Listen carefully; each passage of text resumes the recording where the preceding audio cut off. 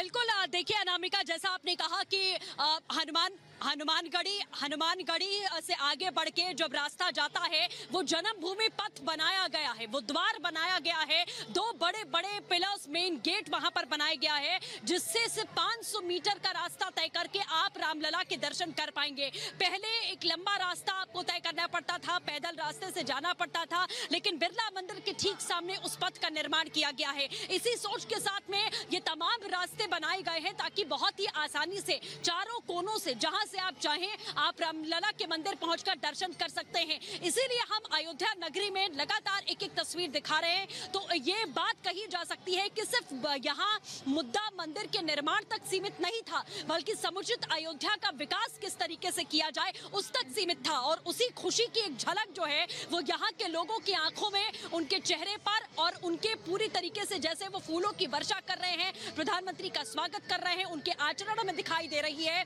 कि ये खुशी समय नहीं समेट रही। क्योंकि जिस तरीके का इंतजार, लंबे अरसे का संघर्ष, सदियों का सीधे तौर पर बलिदान कहा जा सकता है, कई लोगों ने बलिदान दिया है, उसके बाद जाकर ये दिन आया है कि कानूनी लड़ाई लड़ने के बाद अब अयोध्या का स्वरूप पूरी तरीके से बदल चुका है। और इसके लिए धन्यवाद लोगों ने सरकार को भी दिया, क्योंकि पहले की सरकारों में से बार बार यही आरोप लगाए गए कि उन्होंने न अयोध्या का ख्याल रखा, न राम का ख्याल रखा, न ही राम मंदिर निर्माण के बारे में कभी सोचा गया। तो सीधे तौर पर जिस तरीके से मंदिर के निर्माण के साथ पूरी अयोध्या इस वक्त विकास के दौर में है, और ये विकास की अभी शुरुआत है, ऐसा नहीं है कि विकास पूरा हो चुका है। इसी तरीके से विकास की धारा यहाँ पर बहती रहेगी। आज आप देखिए कि रेलवे स्टेशन और सीधे तौर पर एयरपोर्ट का उद्घाटन करने के बाद करोड़ों की सौगात पीएम देंगे। Anamika, over to you.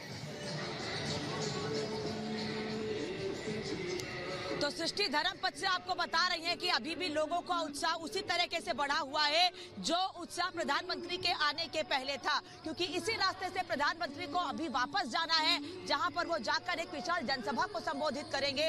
और वो एयरपोर्ट जिसका इंतजार था, वो एयरपोर्ट पूरी तरह से बनकर तैयार हो चुका है। प्रधानमंत्री भी उस एयरपोर्ट पर जब वहां पहुंचे तो उन्होंने देखा कि किस तरीके से जो प्रारूप सोचा था, जिस तरह से वो चाहते थे एयरपोर्ट तैयार हो, अयोध्या नगरी का विकास हो, वो झलक, वो बातें, वो उत्साह प्रधानमंत्री की आंखों में भी देखने को मिली है। बस थोड़ी देर का वक्त और, जब अयोध्या धाम रेलवे स्टेशन की सौगात वो आम लोगों को देंगे, उस जनता को देंगे जो देश के कोने कोने से ये चाहते हैं कि वो अयोध्या नगरी आए। और ये रास्ता अब सुगम होने वाला है, क्योंकि अलग अलग जगहों से, देश के अलग अलग राज्यों से खास ट्रेनें चलाई जा रही हैं। आज भी वंदे भारत ट्रेन को प्रधानमंत्री हरी झंडी दिखाएंगे, जो दिल्ली जाएगी, जो देश के अलग अलग कोने में जाएगी।